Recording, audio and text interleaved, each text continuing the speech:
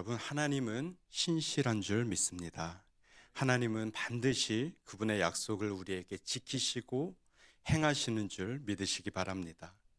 이 하나님의 약속을 언약이라고 표현합니다. 성경에는 하나님의 많은 언약이 나타나 있습니다. 구약에 나타난 언약에는 세 가지 형태를 가진 것을 알 수 있는데, 첫 번째는 양쪽이 동등한 입장에서 맺는 언약이 있습니다. 예를 들면 사무엘상 18장에 나오는 요나단과 다윗의 언약, 이것이 동등한 입장에서 맺는 언약이라고 알 수 있고, 또 한 가지는 힘이 있고 유력한 쪽에서 일방적으로 맺는 언약. 에스겔 17장에 보면 바벨론 왕이 이스라엘을 상대로 강제로 맺는 언약이 있습니다. 그리고 하나님이 맺으신 언약, 이렇게 세 종류의 언약이 나타나죠. 특히 하나님의 언약은 하나님이 주권적으로 그분의 은혜를 나타내는 약속이라고 우리가 이해할 수 있습니다. 그러니까 이 약속의 모양은 주도권이 누구에 있냐면 하나님께 있습니다. 그리고 그 대상 사람은 수혜자가 되는 형태로서 하나님이 일방적으로 세우시는 약속이죠. 성경에는 아브라함과 할례로서 하나님이 맺은 언약과 또 노아와 무지개로 맺은 언약이 등장하는데, 특히 시내산에서 모세와 맺은 언약은 피로 맺은 언약이다라는 것을 알 수 있습니다. 출애굽기 24장 8절에 보면 모세가 그 피를 가지고 백성에게 뿌리며 이르되 이는 여호와께서 이 모든 말씀에 대하여 너희와 세우신 언약의 피니라. 여러분, 이 말씀 어디서 많이 들어본 말씀 아닌가요? 마태복음 26장 28절 말씀. 예수님께서 제자들과 마지막 만찬을 하시고 말씀하십니다. 또 잔을 가지사 감사기도 하시고 그들에게 주시며 이르시되 너희가 다 이것을 마시라. 이것은 죄사함을 얻게 하려고 많은 사람을 위하여 흘리는 바 나의 피 곧 언약의 피니라. 구약에서는 이 언약이 하나님 한 분만을 믿는 그 이스라엘의 신앙의 근본으로 표현이 되어 있고, 신약 이후에는 우리의 죄를 대속하여 주시며 유일한 구원의 길이 예수님이다라는 것을 말씀합니다. 그래서 하나님의 언약에 대해서는 그것이 어떠한 모양의 약속이든지 반드시 성취된다라는 것을 알 수 있습니다. 신명기 8장은 이러한 하나님의 약속이 그대로 드러나는 장면입니다. 8장 1절 중반절 말씀을 보면 여호와께서 너희의 조상들에게 맹세하신 땅에 들어가서 그것을 차지하리라. 모세가 하나님의 약속을 말씀합니다. 약속의 땅, 그분의 가나안 땅에 들어가게 될 것이다. 이미 저들에게 주신 그 땅에 들어가게 될 것이다 라는 그 반드시 성취될 약속을 말하고 있죠. 하나님의 모든 관심이 그분의 언약 백성들에게 복 주시려는 것임을 오늘 본문을 통해서 알 수 있는 것입니다. 그런데 8장 1절을 보면은 모든 명령을 너희는 지켜 행하라. 6절에도 보면 내 하나님 여호와의 명령을 지켜 그의 길을 따라가며, 본문 11절에도 여호와의 명령과 법도와 규례를 지키지 아니하고 내 하나님 여호와를 잊어버리지 않도록 삼갈지어다. 이 말씀들의 공통점, 모세가 이스라엘 백성들에게 가장 경계한 것이 바로 하나님의 말씀을 지키지 않는 것과 하나님을 잊어버리는 것이었습니다. 제가 조금 전에 하나님의 약속은 반드시 어떻게 된다고 말씀드렸냐면 반드시 성취된다라고 말씀드렸습니다. 오늘 본문 19절에 보면 그렇게 하지 않으면 너희가 반드시 멸망할 것이다 라고 선포하죠. 이 두 말씀은 모순적인데 언약 백성에게 주신 약속은 반드시 성취된다 하시는데 또 지키지 아니하면 반드시 멸망한다 말씀합니다. 여러분, 이 두 가지의 말씀 중에 우리는 습관적으로 어디에 마음과 눈길이 더 머물겠습니까? 하나님의 약속은 반드시 성취된다에 우리의 마음과 눈길이 사로잡힙니다. 그러면 어디에 관심이 덜 가는가? 지키지 않으면 반드시 멸망한다라는 이 말씀에 관심 두기를 싫어하고 듣기를 즐겨하지 않는 모습을 보이죠. 그래서 오늘 저는 이 본문을 통하여서 순종하지 않으면, 지키지 않으면 멸망한다는 말씀의 바탕에서 그러면 어떻게 해야 말씀을 지키며 하나님을 잊지 않으며 멸망당하지 않을 수 있는지에 대해 그 은혜를 나누고자 합니다. 첫 번째로 말씀의 능력이 우리의 삶으로 나타나야 할 줄 믿습니다. 시편 기자는 하나님의 말씀을 이렇게 표현합니다. 미상의 작자인 시편 119편 105절 말씀에 보니까 주의 말씀은 내 발의 등이요 내 길의 빛이니이다.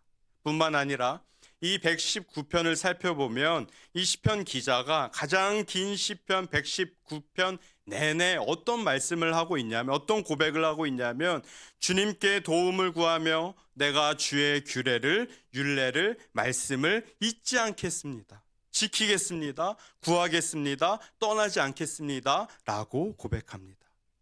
이 시편 기자가 이미 알고 있었습니다. 무엇이냐면 바로 내가 하나님의 말씀을 순종하여 말씀에 붙들려 있으면 하나님의 능력이 나타나서 나의 모든 어려움을 친히 해결해 주실 것이다 라는 사실을 알고 있던 것이죠. 여러분, 하나님의 말씀에는 능력이 있습니다.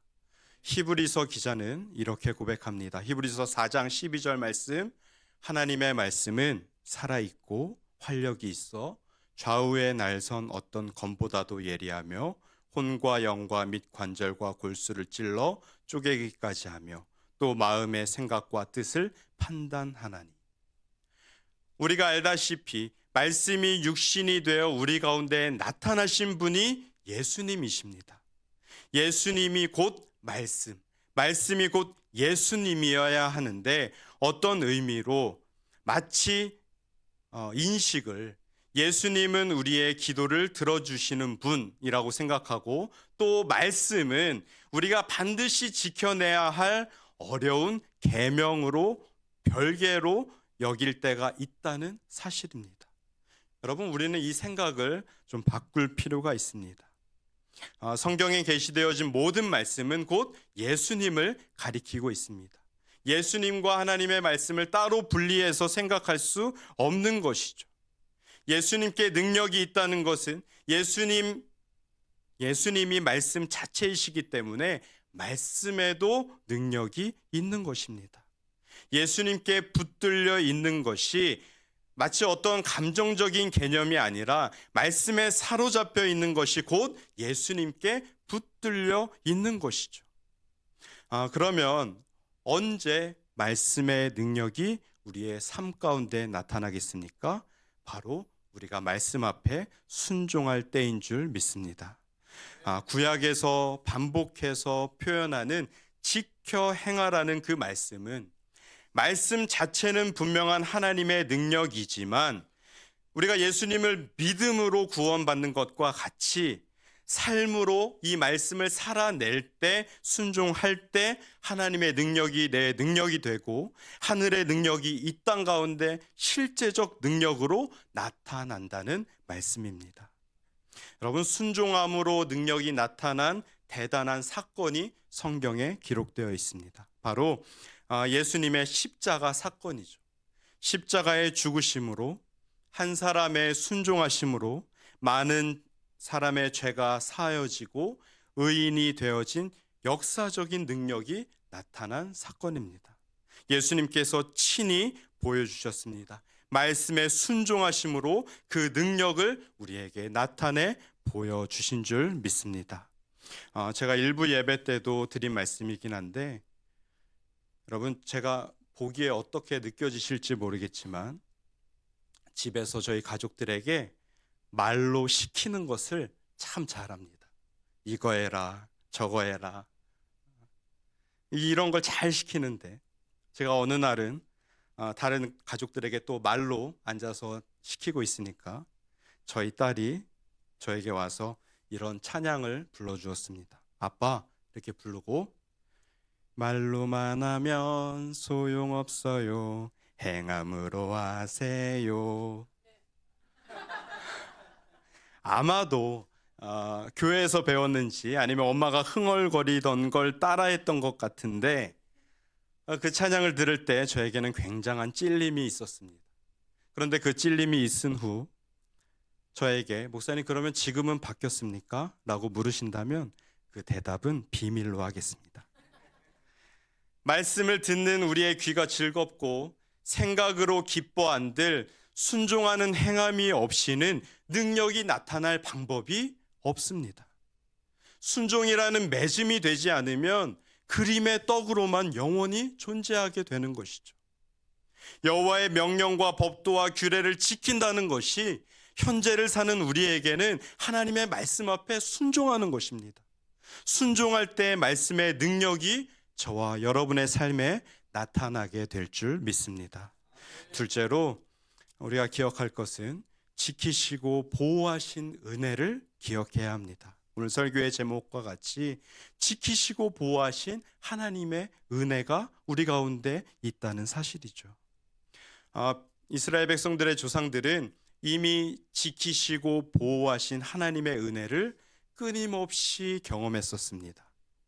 대표적으로 한 가지를 살펴보면 출애굽기 34장을 보면 23절 이하에 이렇게 말씀합니다. 너희의 모든 남자는 매년 3번씩 주 여호와 이스라엘의 하나님 앞에 보일지라. 24절에 보니까 내가 이방 나라들을 내 앞에서 쫓아내고 내 지경을 넓히리니 네가 매년 3번씩 여호와 내 하나님을 뵈려고 올 때에 아무도 내 땅을 탐내지 못하리라. 이 말씀이 무슨 뜻인가 하면 절기 때마다 백성 중에 남자들이 하나님께로 올라오라고 주신 명령입니다.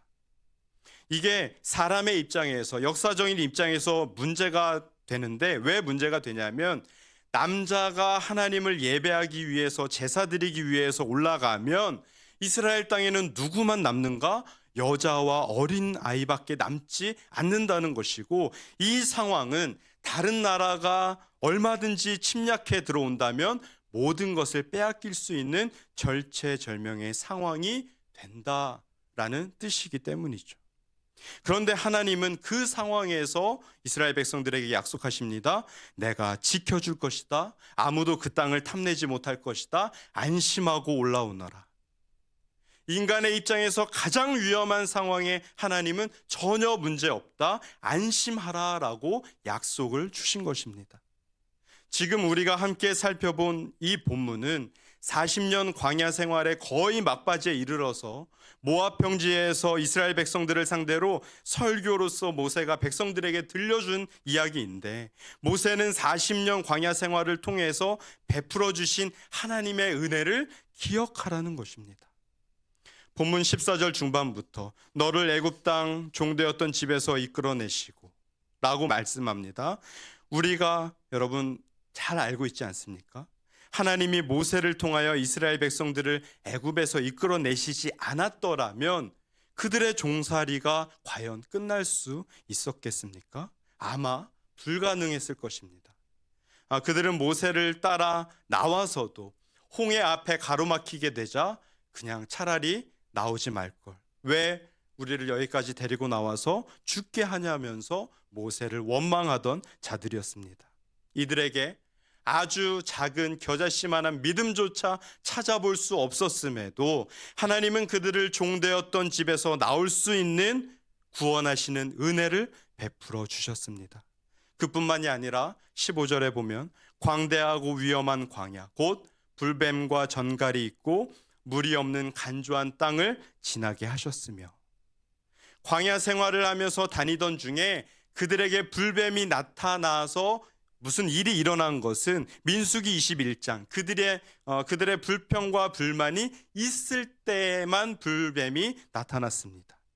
역사적으로 보면 이 불뱀은 사막 불살모사로 불리는 맹독을 가진 뱀이라고 합니다. 그런데 성경에는 그들의 40년 광야 생활 중에 불뱀으로 인한 피해가 민수기 21장 그들의 범죄 때문에 나타난 이유에는 언급하고 있지 않습니다.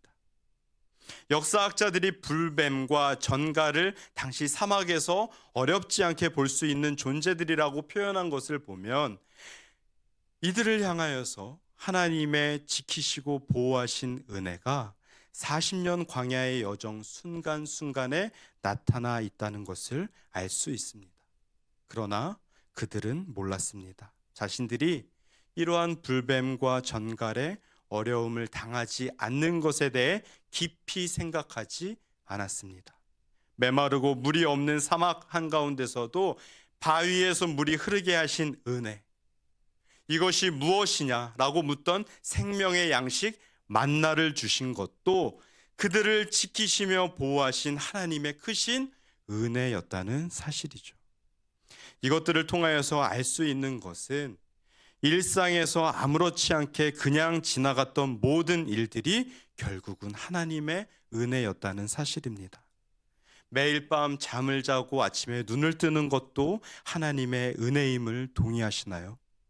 저녁에 퇴근하여서 집에 무사히 돌아온 것도 하나님의 은혜임이 마음으로 동의가 되십니까? 의식하지 않으면 평범한 일상, 반복되는 일상, 지루할 정도로 별일 없는 나의 삶이 나는 전혀 의식하지 못하고 습관에 따라 살아왔지만 사실은 모든 것이 지키시고 보호하시는 하나님의 은혜의 그늘 아래에 있다는 사실을 믿으시기 바랍니다.